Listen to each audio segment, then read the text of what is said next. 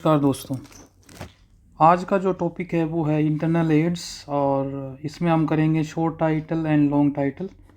और यदि आपको हमारे लेक्चर पसंद आ रहे हैं तो आपसे हम रिक्वेस्ट करेंगे कि आप हमें यूट्यूब पर ज़रूर सब्सक्राइब करें, फॉलो करें।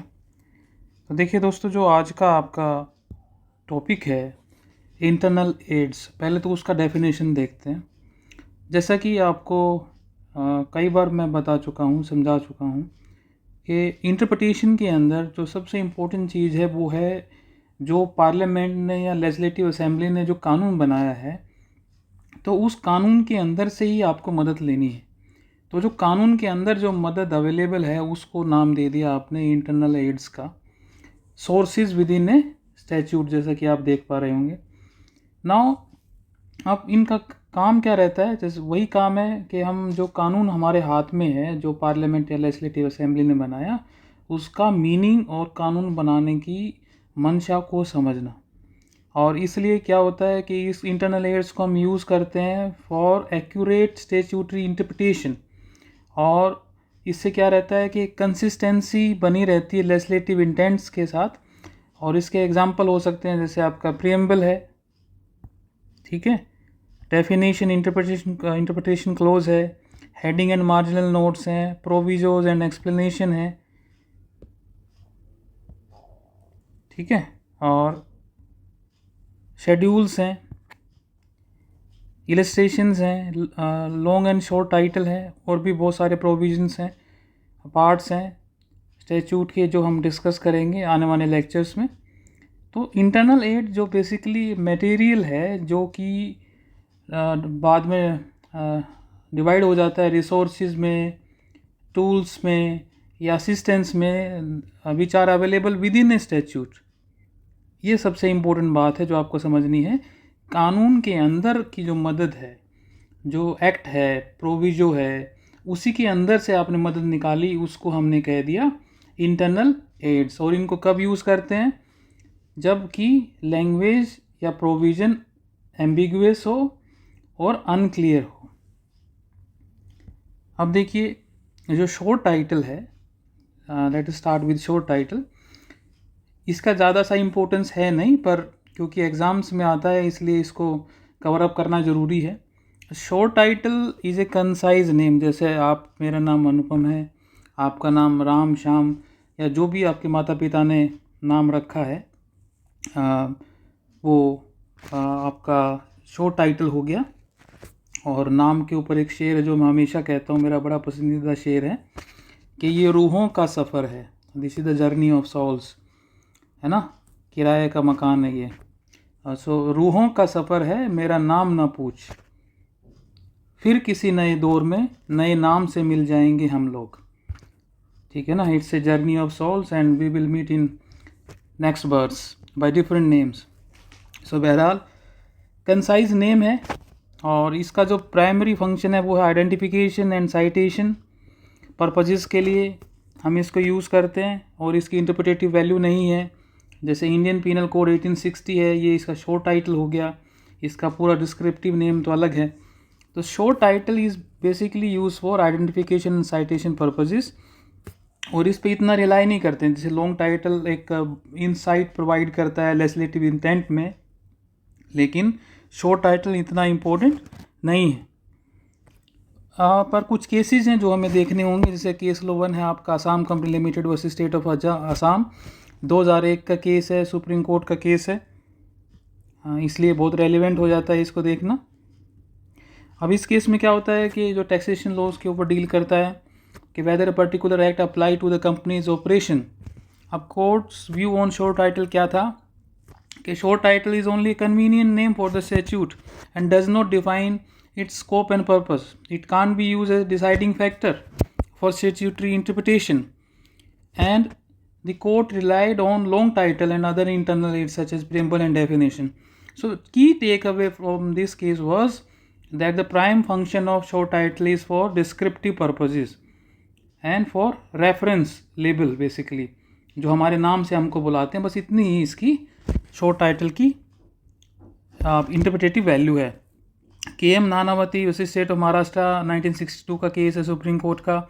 अब क्या था कि इंडियन पीनल कोड है और बेसिकली इसके अंदर 302 है मर्डर और कल्पिल होमिसाइड 304 IPC, इसमें डिस्टिंक्शन की बात हो रही थी। Now the defence argued that the accused acted in heat of passion, कि गुस्से में उसने एक्ट कर दिया, and which should be considered under culpable homicide rather than murder.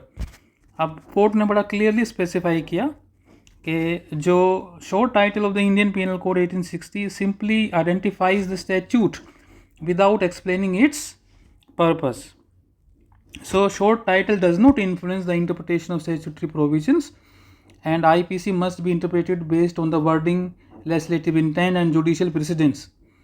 So the key takeaway is that short title merely serves as label and not considered as a reliable aid for statutory interpretation.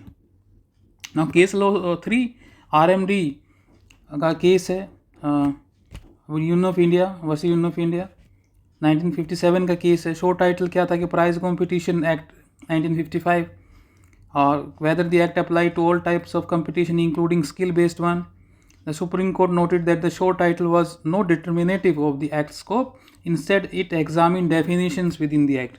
So meaning thereby दोबारा से clear किया कि ये जो short title है इसका basic काम label purpose है, आइडेंटिफिकेशन ऑफ द लॉ है। अब Bengal immunity company limited versus state of Bihar 1955 का केस है, केस लॉ 4 है। अब कॉन्स्टिट्यूशन फर्स्ट अमेंडमेंट एक्ट 1951 इसके अंदर इशू था कि whether the parliament's power to amend fundamental rights was absolute. Now the court recognize that short title is there, but the court relied more on long title and legislative debates for interpretation. Now coming to the long title, तो ये चीज़ clear हो चुकी है कि short title का जो main function है वो एक नेम लेबल है, इससे ज़्यादा उसकी इम्पोर्टेंस नहीं है। तो coming back to long title is basically a brief yet comprehensive description of purpose and scope of the law. तो इस लाइन को याद कर लेंगे कि ये ब्रीफ होता है बट कॉम्प्रिहेंसिव भी होता है साथ साथ में। किसका? डिस्क्रिप्शन का। कैसा description?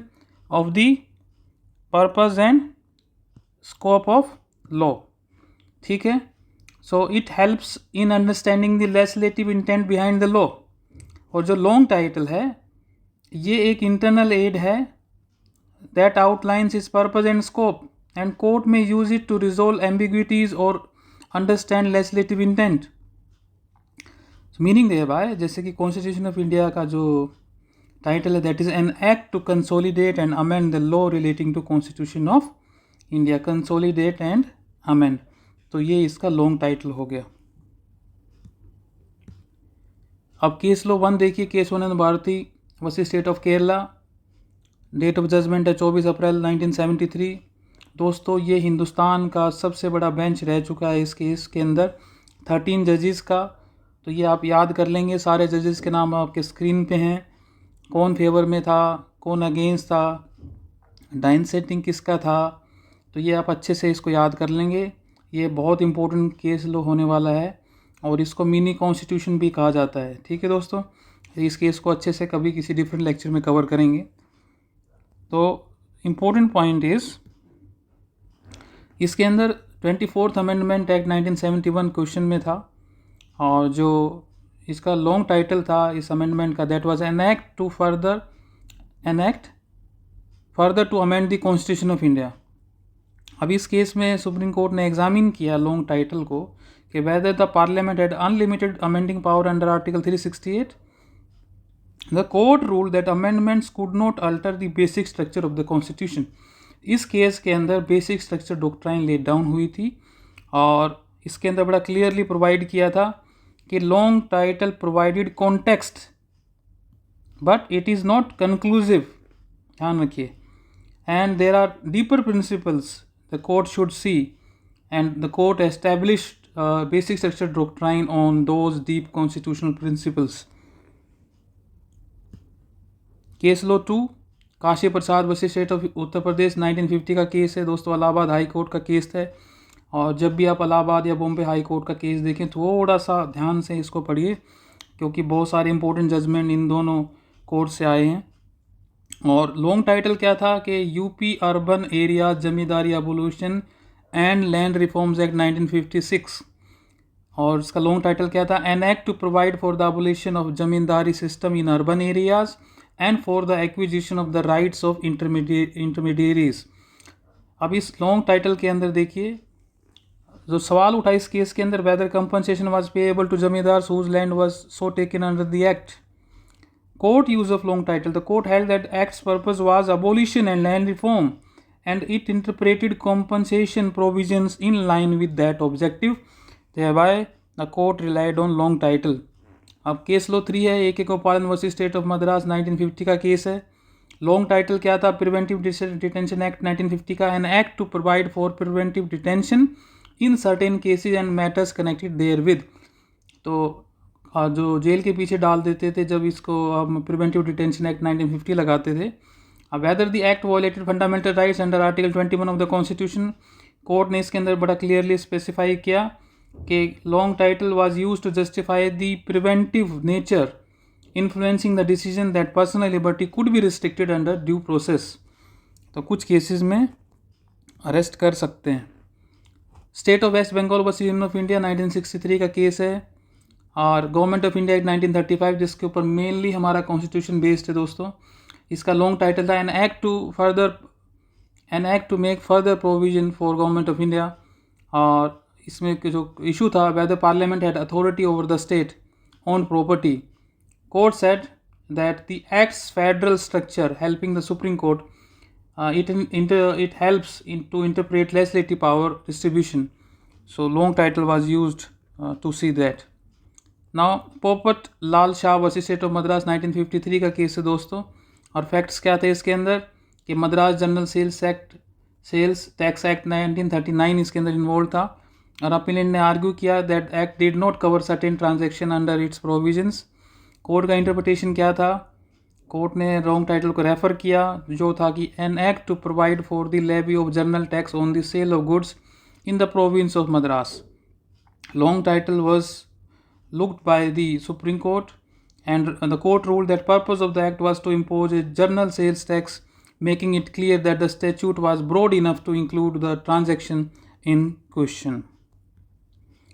Now the conclusion is that long title helped the court understand the legislative intent and confirm that the act applied to a wider range of sale transactions. This case illustrates how courts use the long title as an internal aid to resolve ambiguities in statutes. Now case law 6 Manohar Lal versus state of Punjab AIR 1961 का case है। अब इसके अंदर preventive detention act 1950 involve था।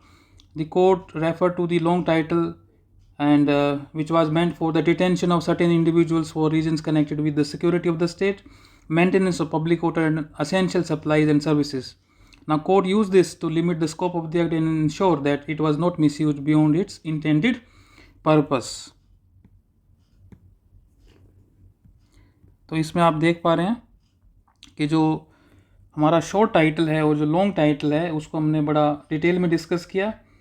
आशा करते हैं आपको हमारा ये लेक्चर पसंद आया होगा, और यदि आपको हमारे लेक्चर पसंद आ रहे हैं तो यूट्यूब हमारा सब्सक्राइब करिए, और इंस्टाग्राम @Dr अनुपम आचार्य को फॉलो करिए। और आपसे विनती है कि हम 10K सब्सक्राइबर का मार्क क्रॉस कर चुके हैं यूट्यूब पर, और बहुत जल्दी हम कोशिश करेंगे कि 20K को हिट करें। और इसी आशा के साथ उम्मीद करते हैं कि आपको यदि कोई भी टॉपिक आपको लगता है कि हमें कवर करना चाहिए तो इस सीरीज़ के बाद हम उस सब्जेक्ट को और उस टॉपिक को कवर करेंगे। तो प्लीज़ आप कमेंट्स में ज़रूर बताइए कि आपको कौन से टॉपिक पर वीडियो चाहिए, और आपने जो ये प्यार दिया है इसके लिए बहुत बहुत शुक्रिया। Thank you very much.